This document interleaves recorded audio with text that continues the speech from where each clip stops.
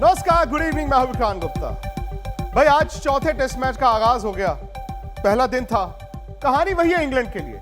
और इस बार तो इंग्लैंड ये भी नहीं कह सकता कि पिच खराब थी, क्योंकि आपने टॉस जीता, आपने 8 बल्लेबाज भी खिला लिए, विकेट भी अच्छा था। बावजूद इसके 205 रन बनाकर इंग्लैंड पहली पारी में आउट हो गया। हालांकि दिन का खेल खत्म होते होते एक झटका भारत को भी लग गया।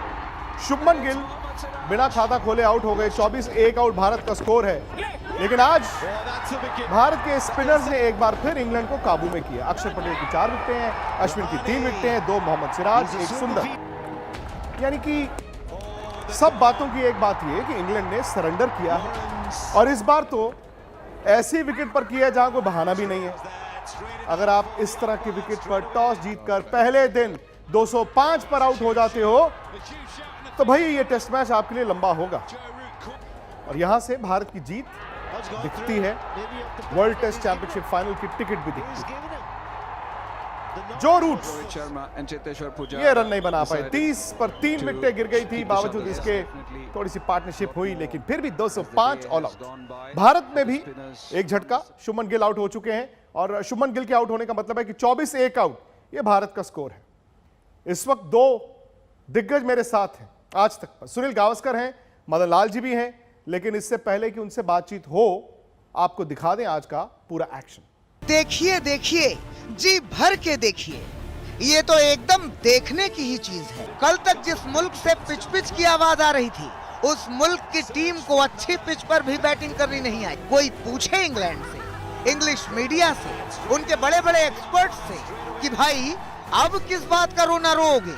वैसे शुरुआत सुबह सुबह ही हो गई थी इस सरेंडर। अक्षर पटेल ने आते ही उनके दोनों ओपनरों को आउच करा दिया। टिबली की गिल्लियां बिखरी, क्राउले कुछ ज्यादा उछल रहे थे तो वो भी पस्त कर दिए गए। और फिर सिराज ने जो समा बांधा तो रूट की जड़ें उखड़ गई।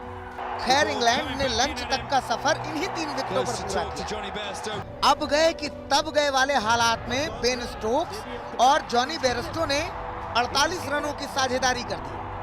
वो अपनी टीम को खतरों से उबार भी सकते थे, लेकिन वो ऐसा कर नहीं पाए। बेयरस्टो को भी सिराज की इन फिंगर ने फना कर दिया। एक और साझेदारी पनपी, इस बार स्टोक्स और ओलीपॉप के बीच। स्टोक्स ने हाफ सेंचुरी भी पूरी कर ली। इंग्लैंड वालों को लगा होगा मेरा ऑलराउंडर जाग उठा है। इसी बीच सुंदर की गेंद ने पैड को चूम लिया और इंग्लैंड का पूरा प्लान 180 डिग्री घूम गया। खैर बचते बचाते चाय तक इंग्लैंड 5 विकेट के नुकसान पर 144 तक पहुंच गया।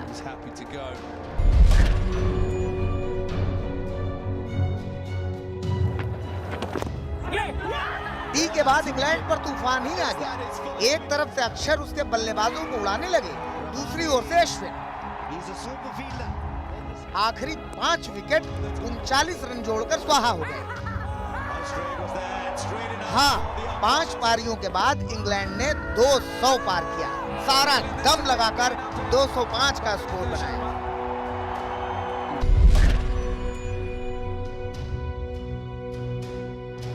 मजा थोड़ा किरकिरा हो गया। वो इसलिए कि शुभमन के लिए ये टेस्ट भी शुभ नहीं रहा। शून्य के सन्नाटे में उन्हें सिमटना पड़ा। खैर दूसरा दिन इंडिया के बल्लेबाजों का दम देखेगा। आज तक ब्यूरो। तो सनी भाई है मेरे साथ, मदन जी भी हैं। सनी भाई, वो हमारे जो प्रोड्यूसर हैं अनिल जी, उन्होंने बड़ी अच्छी लाइन दी। उन्होंने कहा कि इंग्लैंड के सलामी बल्लेबाज आउच करके आउट हो गए। अब तक 2 टेस्ट मैचों में विकेट की बात होती थी कि यार टर्निंग ट्रैक है, स्पिनर कैसे खेलें, ये गड्ढा है। ये तो साफ था। यहां पर भी आपने रन नहीं बनाए। टॉस जीत के 8 बल्लेबाज खिला के 205 रन है इंग्लैंड के।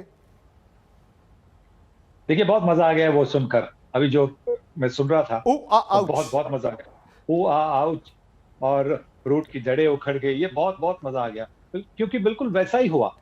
देखिए जो टीम हमेशा कंप्लेन करती रहती है तो फिर वो अपने क्रिकेट पर ध्यान कैसे देगी। जब बहाने बनाने का एक तरीका ही होता है कि बहाने बनाकर हमारी जो गलतियां हैं, हमने जो गलत किया वो छुपाने की अगर जब आपकी बात होती है तो फिर आप सुधरेंगे कैसे। और वैसा ही हुआ आज भी। देखिए 3-4 बल्लेबाजों ने 50, 40, 45 रन किए, पर अगर वो 100 करते, वो 80-90 करते, तो शायद आज इंग्लैंड अच्छी स्थिति में होती। सनी भाई 205 एक टीम अगर टॉस जीत के बनाती है, देखिए इंडिया में अगर आप टॉस जीतते हैं, एक तो इंग्लैंड ने बहुत बड़ा गैम्बल लिया, वो सिर्फ 3 स्पेशलिस्ट गेंदबाजों के साथ गए हैं और 7 स्पेशलिस्ट बल्लेबाज और फोक्स की बैटिंग, ठीक है हम समझ सकते हैं, लेकिन आप टॉस जीत के बैटिंग करते हैं तो आप उम्मीद करते हैं जी सामने वाली टीम ने चौथा खेलना है, विकेट में वियर एंड टियर होगा, चलो ढालेंगे। लेकिन आप जब 205 ही बनाते हो फर्स्ट इनिंग में, क्या भारत पर कोई खतरा है या आपको यह दिखता है कि रास्ता यही है, मंजिल भी वही होगी?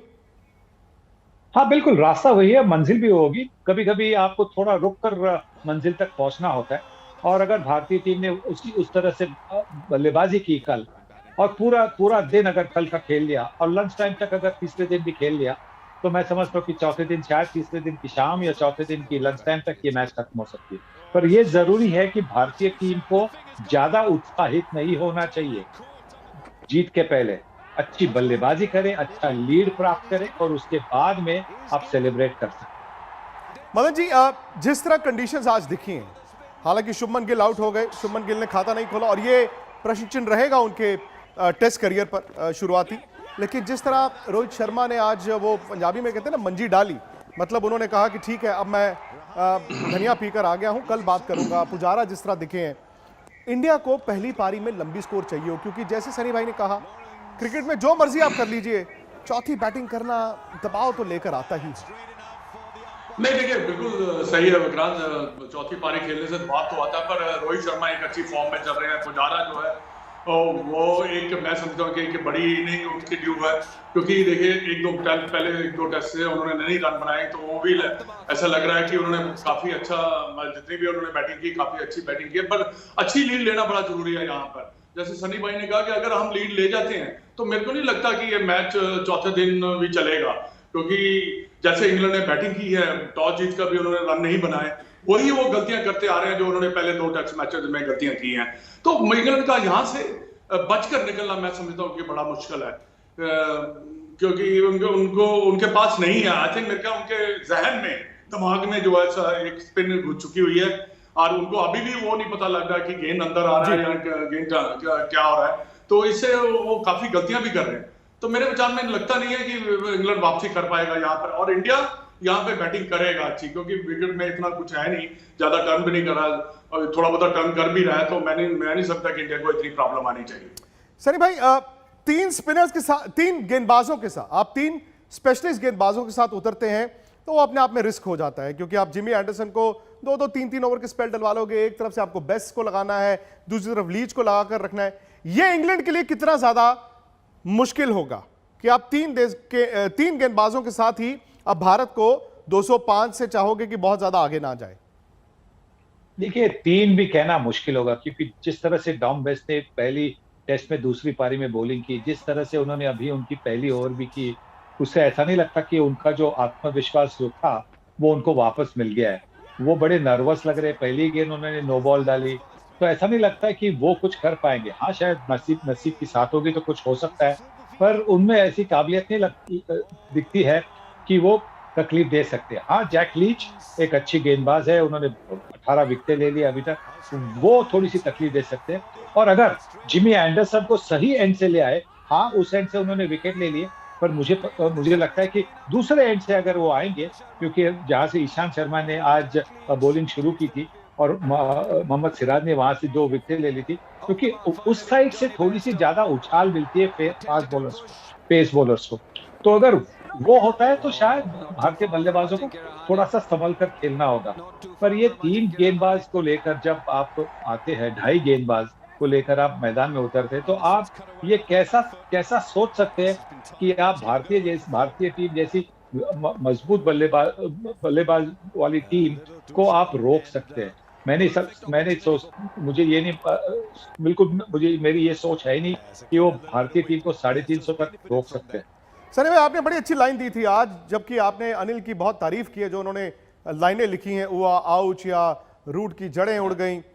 आपने भी एक लाइन दी थी पिछले मैच में कि इंग्लैंड ऐसा लगता है तंबू से ही हार के आता है।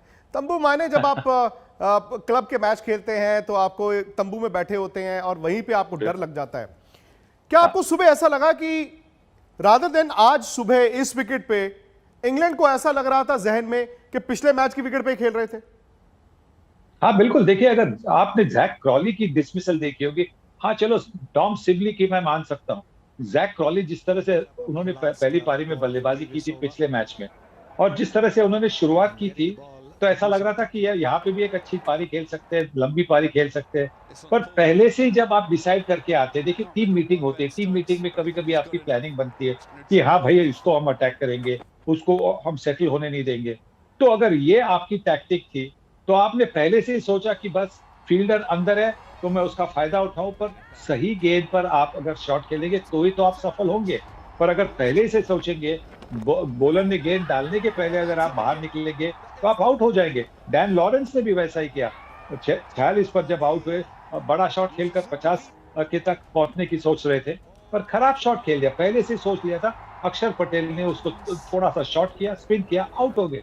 तो यही तो प्रॉब्लम है, बड़ी टैक्टिक्स जो होती है, टैक्टिक आपके ड्रेसिंग रूम में होनी चाहिए, उसके बाद में मेरिट पर खेलना चाहिए, गेंद की मेरिट पर आप खेलना चाहिए। सही बात है। और सनी भाई देखिए, दो तरह से देख सकते हैं ना, एक तो ये है कि बैटिंग नहीं हो रही है, दूसरा ये बैटिंग हो ना हो आपको बॉल तो करना पड़ेगा। अक्षर पटेल क्या सीरीज चल रही है उनकी, रविचंद्रन अश्विन क्या 3 महीने उनके भी चल रहे हैं, मोहम्मद सिराज ने भी दम दिखाया है। मोहम्मद सिराज को दरअसल आज तक मुझे भी लगता था यार इनके आगे बाकी तेज गेंदबाज है, लेकिन उस लड़के ने भी हिम्मत दिखाई है, स्किल दिखाई है, जज्बे से बॉल डालते हैं वो भी। तो गेंदबाज तो आपके जो है वो बिल्कुल ठीक ठाक उन्होंने बॉल किया है। हाँ बिल्कुल, और उसी की वजह से तो भारतीय टीम जीतती है। जब आपके पास गेंदबाज हो जो 20 विकेटें ले सकते हैं, और किसी भी पिच पर आपके पास ओपनिंग बॉलर्स है, आपके पास स्पिनर्स है जी, तो फिर आप ज्यादा मैचेस जीतेंगे। और बिल्कुल वैसा ही हो रहा है। पहली टेस्ट मैच क्यों हार गए? क्योंकि हमने इंग्लैंड को 580 तक हम आउट नहीं कर पाए जी। बाकी उसके बाद में हमारे गेंदबाजों ने इतनी अच्छी गेंदबाजी की है, उसी की वजह से आज पहली बार बाकी के टेस्ट मैचेस, पहले टेस्ट के बाद में पहली बार इंग्लैंड ने 200 रन किए। चलिए सनी भाई, फिलहाल वक्त इतना ही है, एक ब्रेक पर जाना होगा। ब्रेक पर जाते आते एक बार फिर बता दें कि आज तक पर तो मजा आता ही है। हमारा YouTube चैनल है जी स्पोर्ट्स तक, अगर अभी तक आपने उसमें सब्सक्राइब नहीं किया तो कर लीजिए। हर रोज रात 8 बजे वहां पर एजेंडा होता है जहां पर आप ही के सवाल लिए जाते हैं, आपकी राय, आपका मत लिया जाता है। और यही सवाल है, क्या भारत ने पकड़ लिया है? क्या इंग्लैंड के पास कोई उम्मीद है? फटाफट जाएं YouTube पर स्पोर्ट्स तक को सब्सक्राइब कीजिए। थोड़ा सा ब्रेक ले रहे हैं। नमस्कार, मैं हूं अंजना ओम कश्यप। हमें उम्मीद है ये वीडियो आपको पसंद आया होगा। लेटेस्ट खबरों के लिए यूं ही देखते रहिए आज तक, और इस वीडियो के पसंद आने पर लाइक, शेयर एंड सब्सक्राइब करना ना भूलें।